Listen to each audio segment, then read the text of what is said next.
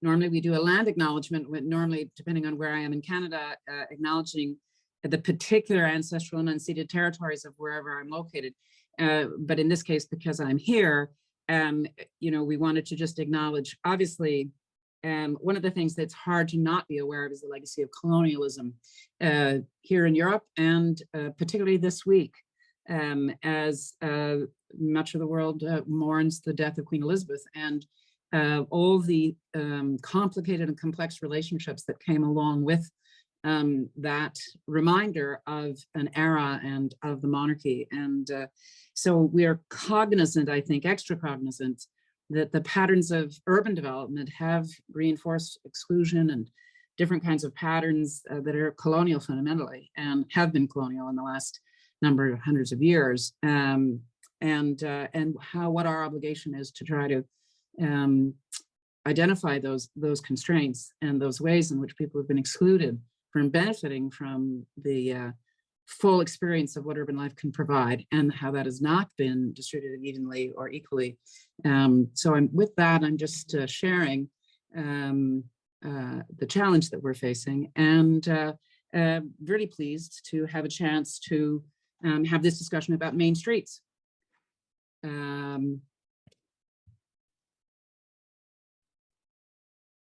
But I can't see anyone. So I'm wondering what I'm supposed to do.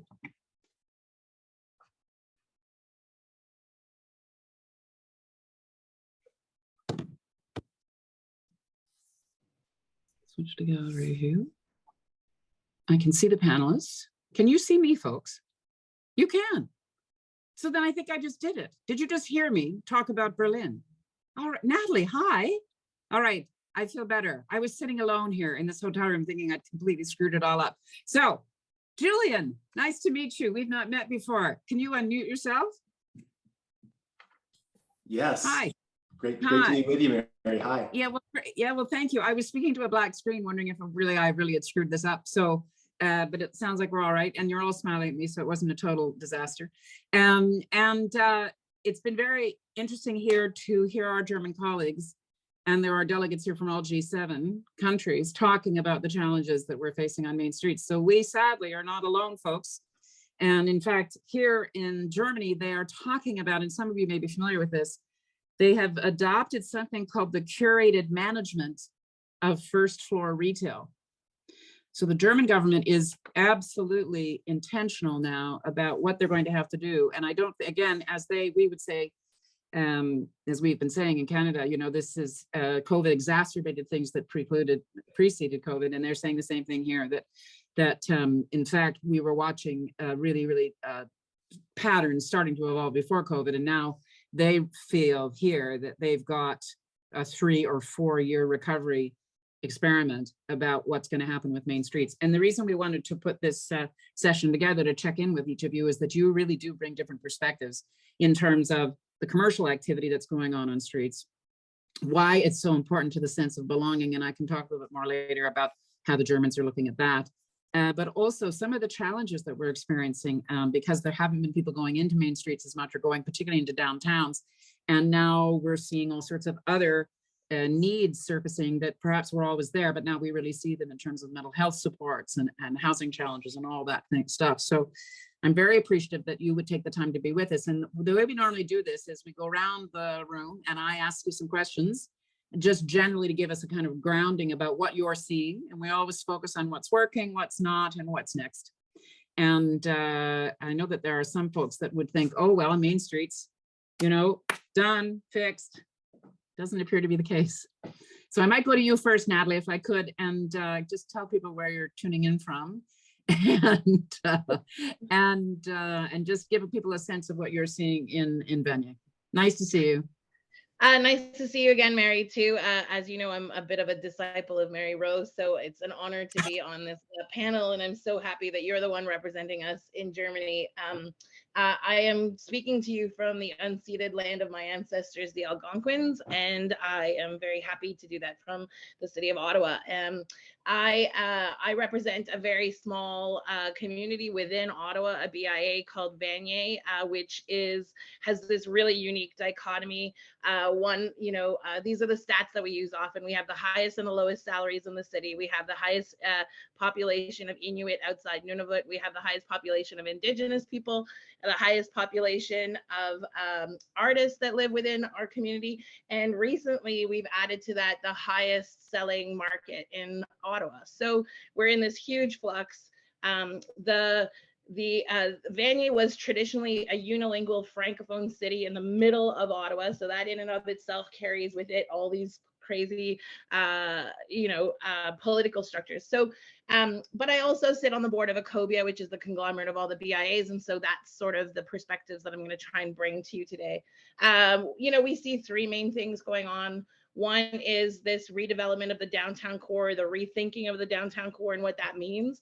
And for BIAs like ours, it hasn't actually been terrible that people aren't going downtown anymore, because it's actually helped our main streets. And I know people that are in the suburbs are also being helped. So, but there is this rethinking of, if we're going to have 15-minute neighborhoods, then what does that look like? And how does that feel? And what happens then downtown, which is now vacant, where there was 100,000 people, especially in Ottawa, when you think of the government and the city itself, that's 100,000 employees a day going downtown and leaving, who no longer are going downtown. So there's that.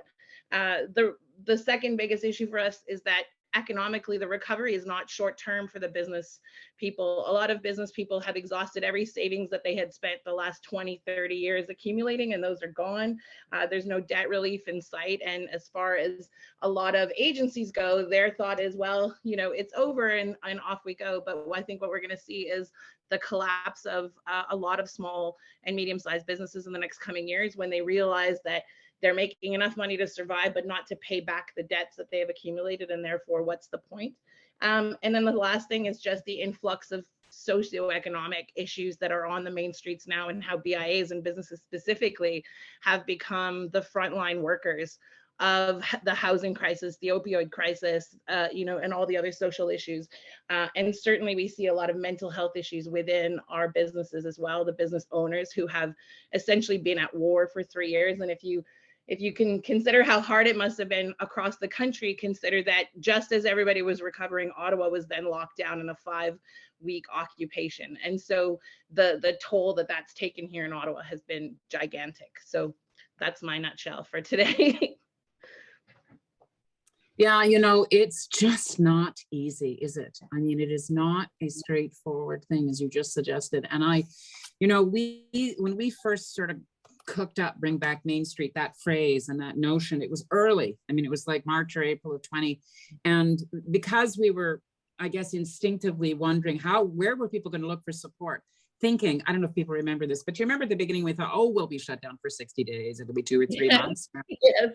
And so we just thought, well, where are people going to go? So we initially thought, well, we'll just focus on the main street as this sort of gravitational point.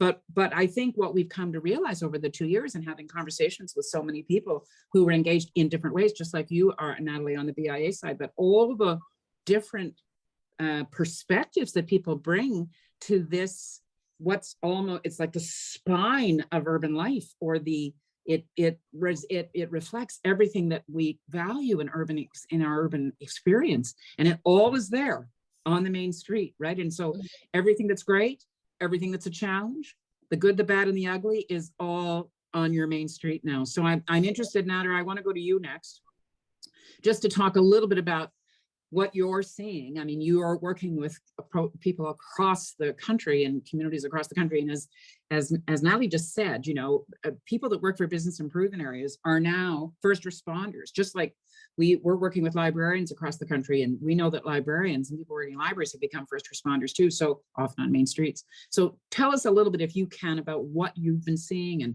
some trends that you might be doing. And then I'm going to come to Julian and Tim after you. So go ahead, Nader. Sure. So a lot of the stuff that Nathalie mentioned is actually, these are things that have come up in conversations with prospects, with clients, and so on. And for a bit of context, I'm I deal in data and analytics with a focus on the public sector. So I help governments across all three levels figure out how to better serve their jurisdictions, how to better make, how to make better policies using data, and helping them with analytics services. Now, the economic development, housing, development planning, and a clearer view on what populations look like now and will look like. So there's a component, there's a very interesting sort of, I guess, almost predictive component to the questions that I'm being asked. There's almost like a crystal ball that we're asked to sort of pull out for when it comes to helping answer a lot of municipal questions. And Nathalie, we've been seeing a huge spike in interest and conversations with BIAs across the country. Just as you've mentioned, both you and Mary, we have seen that BIAs have become sort of the frontline workers, and they've become the first line of assessment of the impact of these main streets, whether they're it's one of multiple main streets in a large urban center, or the core of a medium or small-sized municipality in rural Ontario or Alberta or whatever. But the BIAs and the organizations that are responsible for helping to advocate on behalf of these businesses on the ground, these are the guys that we are hearing a lot more from. And the questions that they are asking really come down to, what's it going to look like in a year? What's it going to look like in 5 years? What kinds of changes do we need to make now in order to mitigate the risks associated with all the things that you mentioned, Nathalie, things associated with the fact that we're not seeing the same kinds of numbers in terms of people going back to the office. So the daytime businesses that used to thrive on lunchtime crowds and lunchtime shopping and impulse buying and all of that stuff, that's not there to the same extent anymore in many, many cases, right? But we have that brick and mortar infrastructure that is meant to support that kind of that way of life. So what do we do?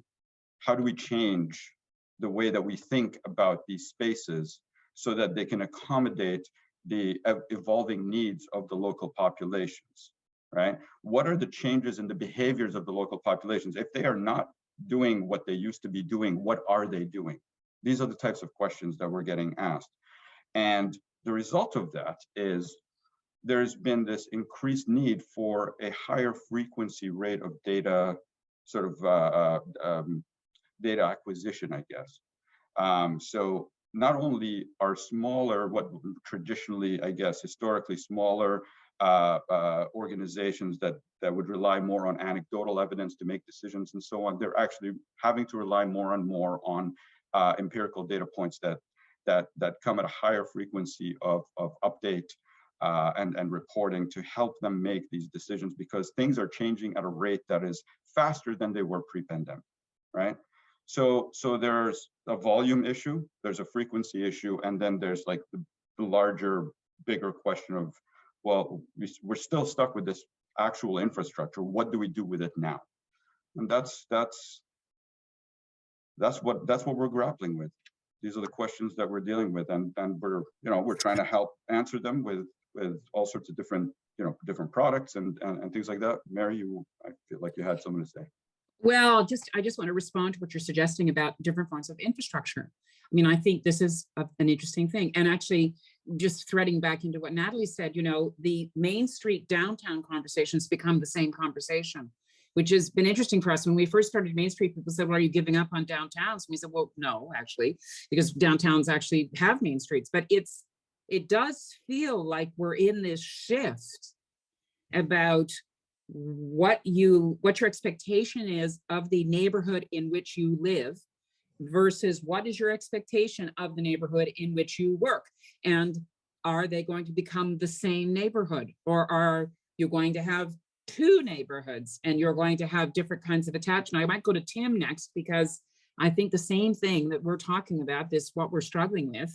And as you suggested, Nader, Or do we need to start talking about funding main streets the way we fund bridges, roads, and infrastructure? And is it going to become part of our day-to-day living and working? And this is going to all kind of blur up. So I'm going to go to you next, Tim, if I could. Give us a perspective of what you're seeing out your back door in New York City. And also, I know you've been in Toronto a number of times over the last couple of months, because I've seen you.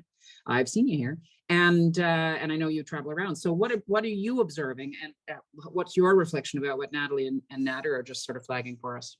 Yes, and I'll say, I know a number of Canadian cities well, but in general, I'm not as close to what's going on the ground. So what my speaking here is from what I'm seeing in New York, what I've seen as the former co-chair of the BID/BIA Association in New York, and the former chair of the International Downtown Association, seeing things across the states, and also as the former head of the Times Square Alliance. I think in terms of some broader framing, I think there's, in all these cases, especially in a time of crisis, there's the immediate and short term, and then there's the longer term. And the immediate are sort of the basic Maslow's hierarchy of needs. Do people feel safe? And that is both people that are, does everybody feel safe? The troubled people on the street, but also the people that are walking by and walking through areas where many of our policing and enforcement mechanisms have shown sort of their fault lines and problems in a time of crisis, at least in the US. But fundamentally, if we know this from Times Square, we know this from cities all over, and we're re-witnessing it. If people do not feel safe in public spaces and in subways and in trams, then you're dead. But the second is, and then moving up from safety, is like, do you have the basic resources to live? So money, and especially for small businesses, access to capital in times of crisis has always been a huge issue, at least in the US. And there's always lots of talk about helping small businesses, but both government and banks are extremely risk averse. And so, what are some longer term mechanisms for providing that kind of bridge capital for existing businesses that are going through crisis, but also for being willing to have a higher tolerance for risk? People talk about curating a main street.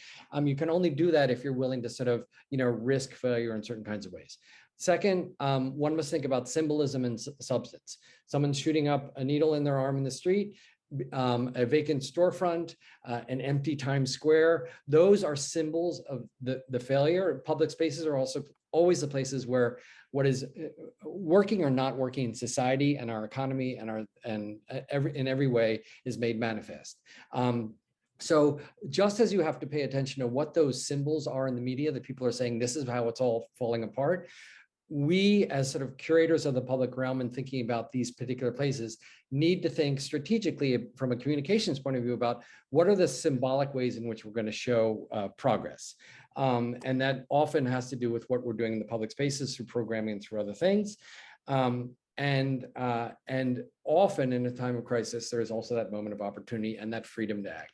And I'll give a specific example, which is the outdoor dining and or patio dining, as it's also known, where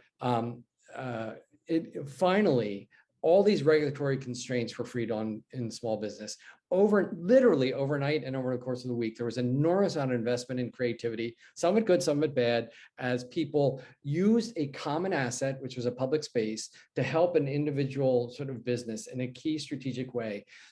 And you saw that energy. At the same time, we're now at a place where there's been a bunch of backlash, and we're thinking, what are the systems that we are using to actually regulate, think about what are our philosophical and policy approaches with respect to how we use this scarce resource of streets and sidewalks and pavements and public spaces to help, individual businesses, but also the economic and vibrant life of a larger city. Have we thought through things like pricing, placement, who the co-managers are? And that comes back to fundamentally the longer term issue is how do we really think about our structures and systems for place management, which ultimately is about public spaces, but also thinking about localities. And to close out, I'll quote someone who lived in New York and then figured out that Canada was a better place to be, none other than Jane Jacobs, who talked about often it takes enormous effort, usually never put forth, to bring together and try and interest the appropriate experts of several different services that are necessarily involved in handling a single problem or need of a single place. She says, the principal coordination needed comes down to coordination among different services within localized places. BIAs are an example of kind of a very locally focused way of solving problems by bringing people together. It's a lot of soft power. But what are our more formal mechanisms for, whether it's BIAs or other new structures yet to be invented, to support, fund, and manage neighborhood and local revitalization in a main street in a way that is empowering to those entities, but also, and government is very bad at this, at least in the US, is not one size fits all, that acknowledges the authenticity and difference of different places. Thanks, Tim. You know, interesting this notion of, you just use this phrase, which I don't think we use in Canada, but maybe Nathalie will tell me we do. This notion of place management. Do you ever talk about place management, Nathalie? No. I mean, it's, you know, this next week, a number of people. We're still place making. We're still making places, so maybe we haven't learned to manage it yet.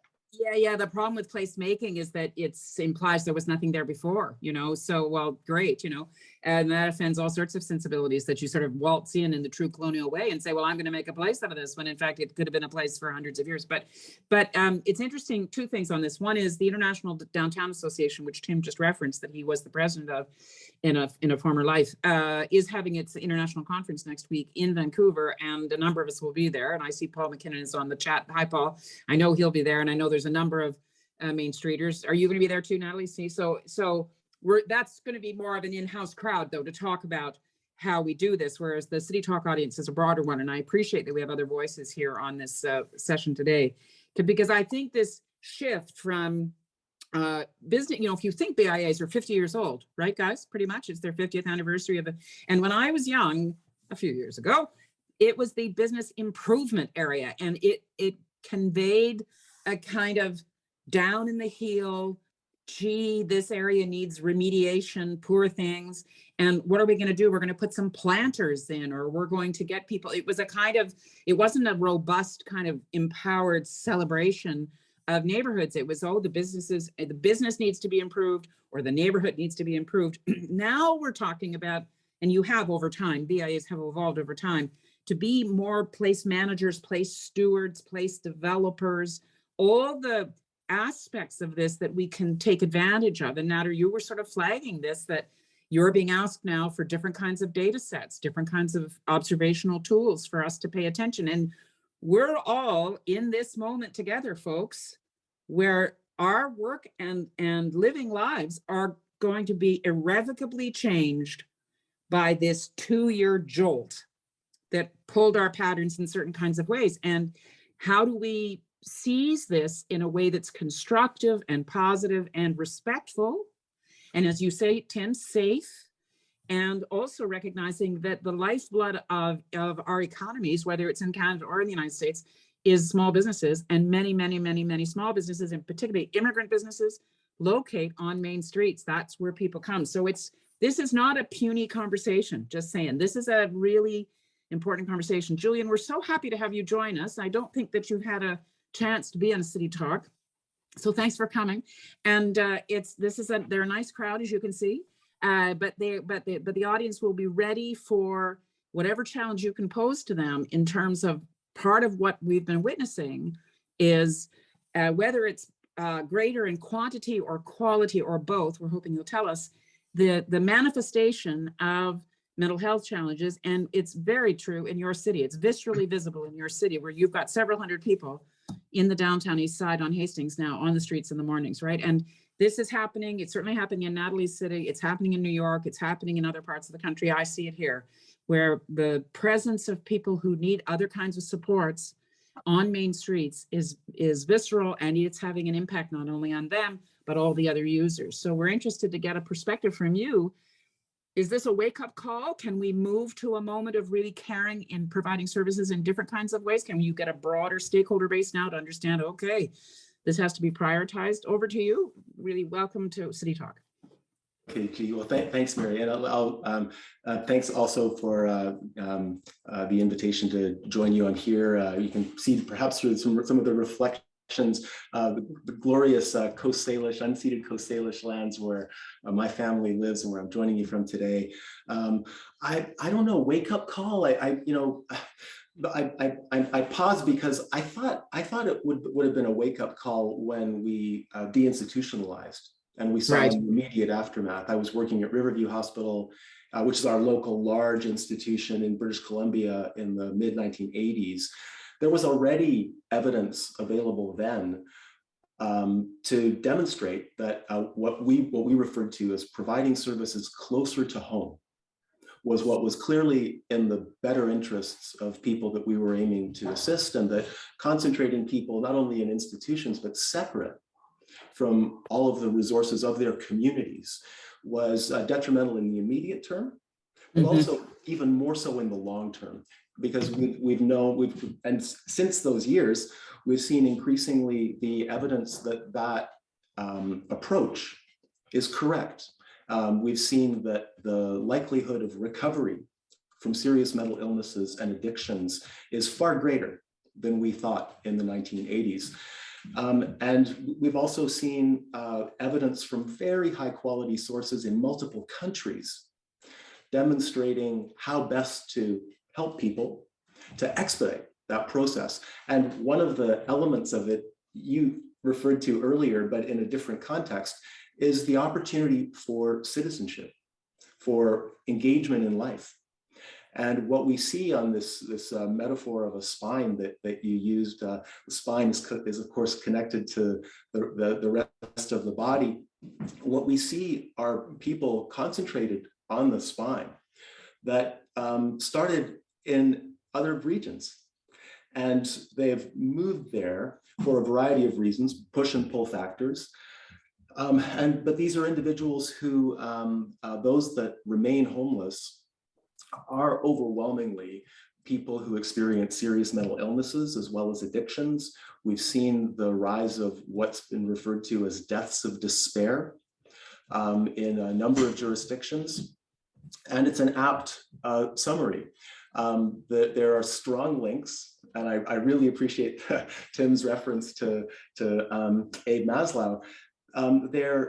Because we need to reconsider our ideas of what is human nature, what are the aspects of us that really require fulfillment and support, or we're going to be in trouble.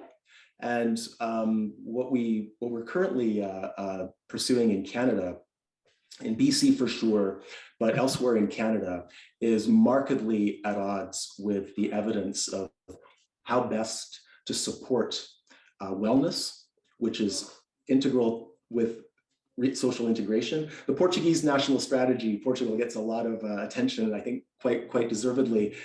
In their strategy is the statement, strictly speaking, there is no such thing as recovery without social reintegration. It was obvious to the framers of their document in 1999 that integration, the opportunity for flourishing, is central. And in our current policies, we are not only moving very much in the opposite direction. What do I mean? We're encouraging the development of encampments and tent cities. We're encouraging, concentrating people in accommodations as an alternative to those settings. We're providing people not with opportunities to return to employment and choose where they would like to live. These are, by the way, central elements of what's been shown to work. Let me underscore this because it defies what a lot of people seem to believe. When we've interviewed across the country, we had $120 million to do this work. When we've interviewed people who've been homeless for many years, on average 10 years, struggling with serious mental illnesses, profound social exclusion, going back to childhood. On day one, their priorities include, if I could have it, I would like an independent place to live in a normal building, and I would like to begin a return to paid work, 82%. The next most frequently selected pursuit is I'd like to get off drugs. At least I'd like to reduce the ravages in my life. And these are the priorities. If we listen to people, and by listening, we get some insight into what Maslow and others attempted to tell us about our nature.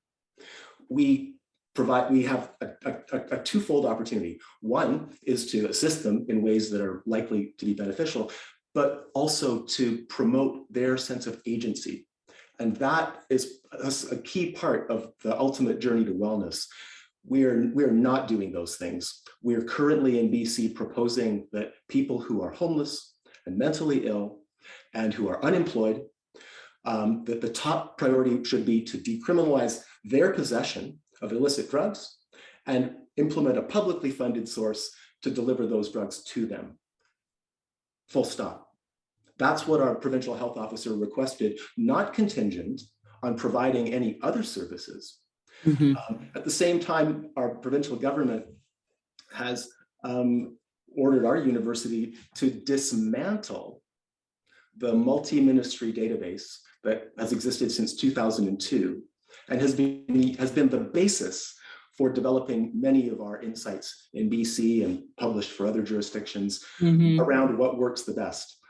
As soon as it was reported that these data ought to be used and could be used to reveal the effectiveness of this government's commitment to housing people together, it took 1 week for the university to receive a letter ordering us to destroy the data. There is an active disinterest in evidence-based practice and in transparency. And I think that the more the problems fester and multiply, the more people realize, the more compassion fatigue expands. And the more people realize that in our long term, the stakes around integration and harmony versus splintering and civil discord are a key dynamic to understanding our long-term well-being, the well-being of our children and those that come after us. That's part of what gives me hope. But I've been hopeful before, and thank goodness hope seems to spring eternal. I think I must be an optimist. You'll be hopeful again. Let's not lose hope. But I am old enough to remember deinstitutionalization too, and I think there are lots of people who are young and don't know about this transition that we made, which may in fact ultimately have been the right idea. I think that's what you're suggesting, like warehousing people into those situations was the bad idea. But the dilemma is now, did we actually set up the kinds of supports that need to be in place? And obviously not. And now we're in this crisis we're in now. So I want to go back to my spinal image and just challenge us, about those of us, should we call ourselves urban stewards, people that care about the collective experience of living in close proximity to one another and to people that are not like us. We're not all the same. We don't all have the same gifts. We don't all have the same challenges. We have different circumstances. And can we collectively foster the kind of empathy that we need? Because I think the dilemma we're experiencing at the moment is that, as you used that phrase, compassion fatigue, Julian, I really appreciate that. And this is also, I think, true. If you're staying at home and working at home in an environment that you control, I don't know what kind of home you live in, but more or less you control, and you're not being confronted regularly with people who are different from you, where you have to navigate to share an elevator or an escalator or entering into a streetcar, do we lose our capacity to build that kind of collective empathy, or is it actually going to create a situation where we're more fearful? And I think this is a profound moment for us. And I saw somebody suggest a question about business improvement areas, that resident associations, there are some, and Tim, you may be familiar with these, there are some business improvement or business improvement districts or other that are starting to take residents into their membership, right? So there is a bit of a trend on that. And I'm interested about that because I think most people have a fear about resident associations, that they're just basically people who don't want their neighborhood to change.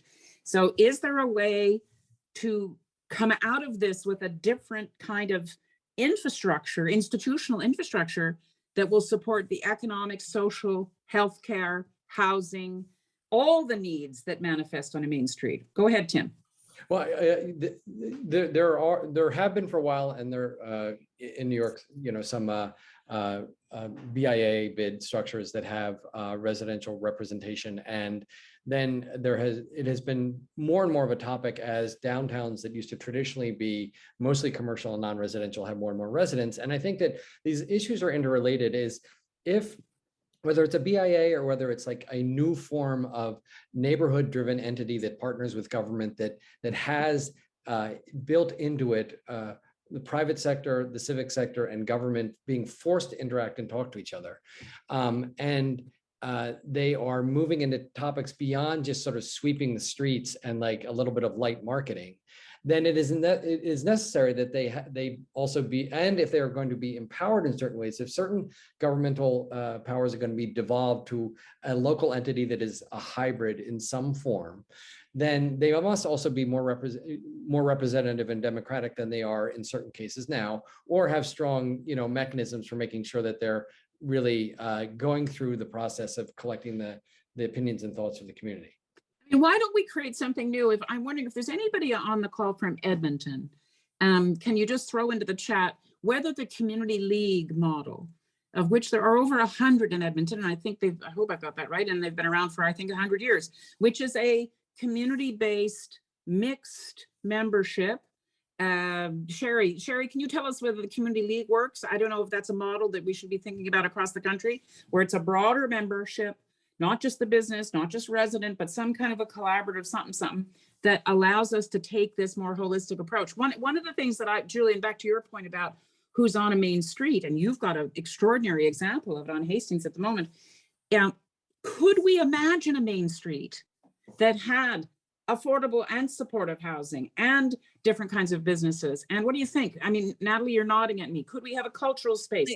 Could we have public services on these streets? Apparently here in Germany, they're looking at pop-ups where they're going to make spaces available to cultural groups for a couple of years so that you can re-inhabit the space in a different kind of way. Have you imagined that for Vanier? It's funny because as you were talking, I had this flashback to Saturday. Saturday, we hosted our annual fair. And, there's been a lot of construction on the main street on Beechwood. And we had 4,000 people on the main street. And here I was standing across from the church that my grandfather and grandmother worked in, that my parents were married in, that I was baptized in, this French church that had been decommissioned and nothing had happened in 15 years. They built a condo butt against it. And there was this whole sort of dynamic of like, everything's going to be ruined in the neighborhood because this is happening. And there I was watching drag queens dance with kids and 60-year-old women who were predominantly white in their condos, and people who couldn't afford food who were accessing food from our free food memberships. And I was like, this is diversity. Like, diversity isn't just colorful. Diversity is all of us living together, taking care of each other when needed, and like contributing to each other and celebrating together. I spent 10 years in Toronto in Kensington Market. And at the time, that was the Olivia Chow, Jack Layton days. And they used to come and sit at my coffee shop every morning, along with the street worker, along with the drug provider, along with, the graphic designer and the lawyer. And we all sat together having coffee, and we all lived that same experience together. And I think that we forget that, like, people who live in suburbs and hockey moms actually do care about people that are homeless. This concept of NIMBYism, I don't know where it comes from, but I don't know a lot of people that are like, I don't want this in my backyard. I think what I hear, especially in Vanier, is we want this in our backyard, but you have to do it the right way. If you're going to put in my backyard, and I'm speaking specifically to the Salvation Army project we have in Vanier, if you're going to put a mega shelter in our backyard, we know that's not going to work. It's not the mega shelter we don't want. It's not the homeless people we don't want, or the services or the access to the services. It's, we don't want an archaic system being placed here so that you're just transporting your problems from one neighborhood to another.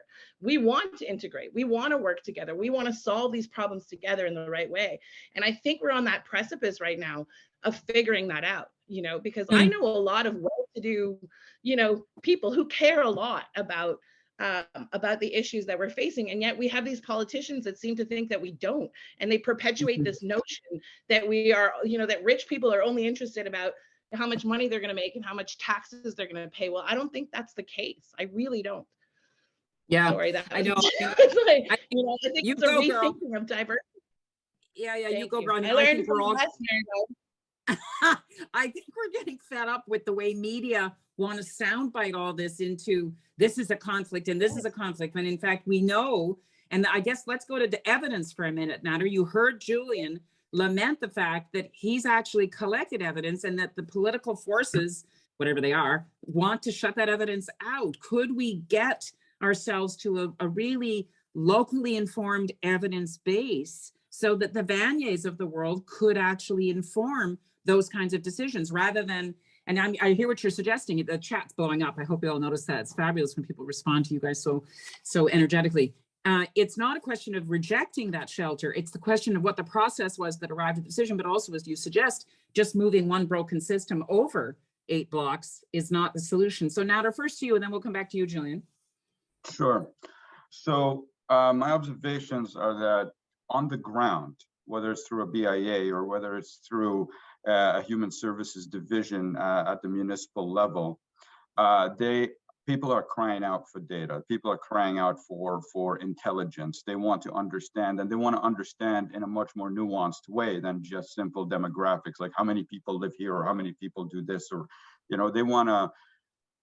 We've had a couple of instances, a couple of projects, fairly substantial projects over the last couple of years where we've worked directly with municipalities, with their human services and their service delivery groups that have asked very nuanced questions about vulnerability and how vulnerability now is a much more informed concept, I think, for a lot of people than it was a few years ago. And I think it was also very, I think our understanding of the concept of vulnerability and its various forms, you know, some hidden, some not so hidden, some much more overt, right, have become a lot more clear to the service delivery mechanisms at the municipal level. And so questions that clients are coming to us with are things like, you know, what's the difference? You know, how can I tease out the socially vulnerable population from the financially vulnerable population? How do I tease those two out from each other? And how can I leverage data to better understand the particularities of one type of vulnerability so that I can, you know, develop policies so that I can inform policy development that is going to be much more effective and much more sort of refined to reflect that particular kind of intersectional experience, whatever that might be, right? These are questions that 3 years ago, I was never getting asked, right? So there's this there's been this amplification of sort of a recognition of the need to address nuance in the communities that people are serving. So this whole broad stroke stuff is simply not, it's not playing out well anymore. See, Tim, you wanna jump in? Tim and then Julian, go ahead. Tim? Yes, I want to build on what you just said, and also Julian's point. You know, when you think about what happened with institutionalization, it's like you had these institutions, you had big entities that weren't working. You had, you know, people being segregated as opposed to integrated, and you had one size fits all. Which, if you've ever dealt with anybody with sort of complex mental health issues, it's like incredibly individualized. And I'd like to suggest that, you know, getting away from big, segregated, and one size fits all is what we have to think about. But how do we do it structurally? Often, when there's a good idea, a good entrepreneurial idea in the social services sector, people say, "How do we scale this up? Is it scalable?" And in some ways, I think, how do we think about how do we scale this down?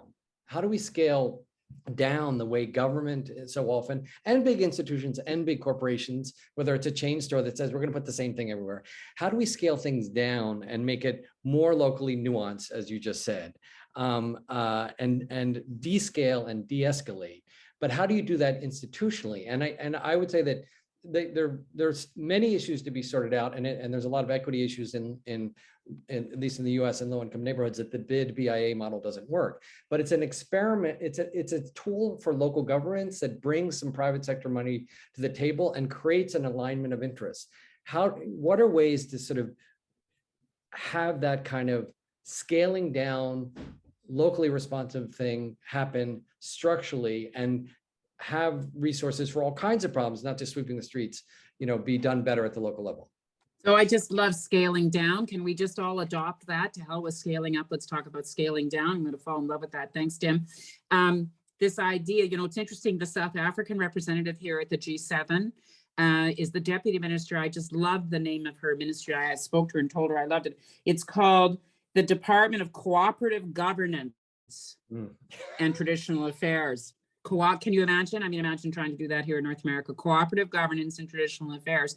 And I spoke with her about how, I'm sure it's not all perfect in practice. You know, she sort of rolled her eyes and said, well, it's not that easy. I said, no, I get that. But this idea that you could actually pull things down. And Julian, I'm wondering about that from the spirit of deinstitutionalization.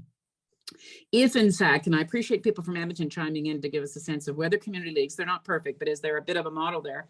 If we found ourselves in a place where you could have some kind of mixed governance, different kinds of skill sets, businesses, residents, professionals, institutions, anchor institutions engaged in a kind of collective, and they had resources, a collective stewardship approach, because that kind of informally already happens. The downtown east side has an ecosystem of informal coping, and that's one of the concerns I think people have about ripping it apart, is that you'll disrupt all those informal networks. So is there thinking going on in terms of the supportive street, supportive service mix that you're on the cutting edge of trying to develop in Vancouver? Is there talk about that, about scaling down?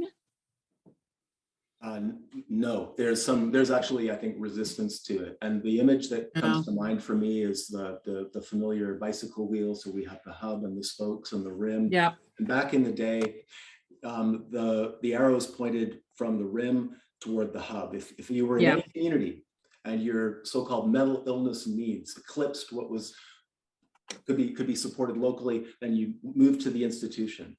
And in today's era, the arrows go the other way. But the problem is there's nothing at the other end for people to work with, or at least I shouldn't say there's nothing, sorry. There is everything we need except the resources that enable those local assets to be their best. And so, but is it a resource allocation challenge fundamentally? Because you've got that Carnegie Center. It is. You've all got different hubs, right? It's very much a resource related issue. That when we've offered people choices, 0% choose homes in the same neighborhood where we meet them. 0. Really? And the vast majority were not in even the city where we meet them 10 years before. And we know this from looking at health registration data. Where do they choose?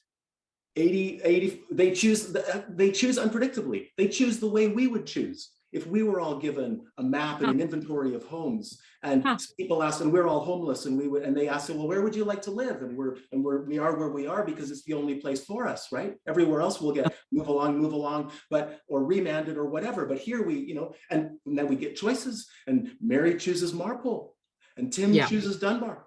Why? Yeah. Why do any of us make these choices? Here's what we don't do. None of us.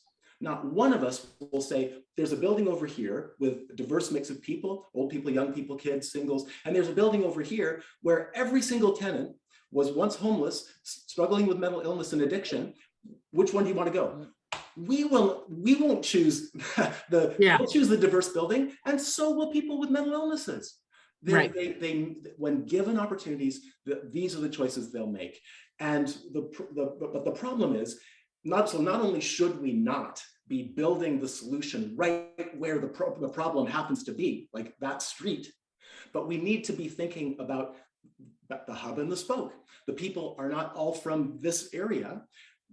How can we not only mobilize effective responses where people are, but also mobilize them in settings where people are developing these challenges, and also where people who we meet in our urban areas may wish to relocate. 25% have kids under age 18. 25. They're not living with them. Most are in state care. That is another one of their huge motivators. And being able to relocate and ensure that there is a consistent standard of support. By the way, BIAs are central to this. And the two reasons are, BIAs are the group to speak to about accessing landlords in the private sector. Our problem is not a construction problem. Our problem is identifying and securing an inventory of housing, anticipating that there will be mental illness in our society. There will be people who everywhere. And so establishing that, funding it, and that comes through BIAs and through private landlords. The other thing is jobs. We need to be implementing well-established, effective, supported employment, and building that with employers in the private sector. Their home work, back to Tim's reference to Maslow, we need to recognize that these partnerships are essential, and the process of integration and opportunity it takes two, right? There's the individual who is alienated, but there's all the rest of us who are concerned and who are wanting to be a part of the solution. If we are feeling frustrated in our limited roles contributing to increased integration, that means that our social capital is being wasted. Yeah. We all need to be harnessed constructively. It's that metaphor, if we all lift together, it's a light lift. That's really the direction we need to go in. So we're going to kind of run out of time here, guys, just conscious we've only got 4 minutes left, but in many ways, when you talk about choice, Julian, I always feel that's a fundamental aspect of urban life, is that when in doubt, you up diversity and you up choice. And I think what you're suggesting is, and I'm so sorry that Mark Garner isn't on, maybe he is, but when he was in Toronto, he would often say, we need to see the distribution of services for people that need them distributed more evenly so that people have more choice, that they're not just in one part of the city, right? So as we move forward, and as you think of yourselves in this place stewarded function, question came in from the chat about if we're going to see shifts in building use and land use, are we going to see less commercial space, for instance? What's it going to take for us to repurpose these spaces so that you could actually have the provision of broader services? It's kind of a notion of a 15-minute neighborhood, right? Including mental health supports. So can we just go around and I'll just get a closing comment from each of you. You're first, Nader, just a closing thought about the vision you might think we're going to be on the edge of achieving. Well, I think one of the key components, and it's just one, is in being more informed in the types of businesses that we bring into these neighborhoods, the types of businesses we try and attract. That we focus on independent and small businesses that allow for people to build a thriving community. Now, I've heard from people who know a lot more about this than I do, that generally we're quite good in Canada at helping businesses get started, but we're not really very good at helping them thrive. And I think one of the key pieces here is, honestly, I think it's in the democratization of data, making data more accessible, more affordable. And I think a model like the York Region Small Business Enterprise Center is a perfect example of how municipalities, how local governments, and even how regional and provincial and federal organizations can help business owners make better decisions by making data more accessible. So I'm not surprised, Nader, that you will be saying data, but you're also saying localize it and create some kind of collective space that could focus it. Tim, thoughts from you as we wrap up? I think about, based on what you said, think about loosening the constraints. How are these downtowns going to evolve?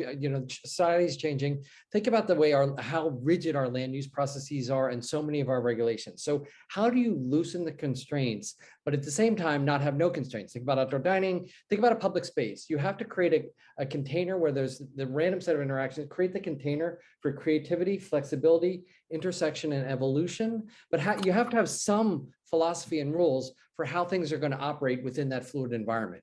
And that tension, but right now it's rigidity, it's large scale, it's not adapted. Cities do not adapt, their physical spaces do not adapt to the changes in society quickly enough. So we've got to loosen up. Scaling down. It's all about scaling down, Tim. I hear you. Julian, something from you, and then clean up to you, Nathalie. Go ahead, Julian. Something quick. Scaling down and consistency.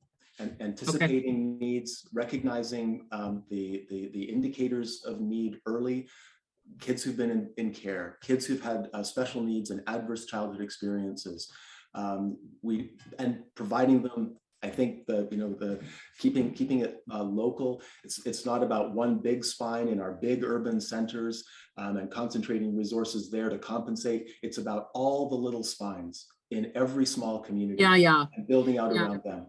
Well, and I was going to comment on your hub spoke, we're moving away from that. There's no just one single hub anymore, right? With spokes now we're talking about polycentric, I think is the current term. This idea that we can, wherever wherever we can, let's relocalize, including care. Go ahead, Nathalie, last word to you.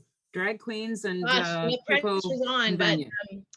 I feel the pressure's on. I think we're on the precipice of this really unique opportunity to rethink our downtown core, to rethink the spaces that we have and how they can help the problems that we have as well. So how buildings that were once government buildings could become housing buildings, how those buildings could have services within them and businesses within them, and how we can rethink what diversity and inclusion actually means. It doesn't mean just including other people into your lives. It means all of us including each other. And I think we really need to look at how to help the business people out there that have borne the brunt of this, will continue to bear the brunt of it, will have tax bills for the rest of their lives, some of them. And what they're going to need to rebuild is people that are able to work. And in order to have that, they're going to need childcare and transportation and affordable housing in the downtown core. So, I mean, that's enough, I think. Make it happen. So listen, folks, I'm as we always say at City Talk, the conversation doesn't end here, it just begins. The chat will be published. We hope you'll stay in touch with us, obviously, on these topics. The important thing is that cities do not sit still, and nor do the people that are in them. So I'm hoping you'll all get out, go spend a bit of money on your local business, go and build some empathy for other people that are in that Main Street space with you, and let's collectively figure out how we're going to rebuild and what we're going to reform into. Who knows? It's all around the corner. We'll be back in City Talk in a couple weeks. Watch, it's on Indigenous housing. And also we'll be doing one on the repurposing of commercial space, because that's happening in front of our eyes. Thanks, everybody. Really great to meet you, Julian. Thank you for joining us. And Nader and Tim and Nathalie, always great to see you. Thanks, everybody. Have a great rest of the day. Vancouver. Bye. Bye.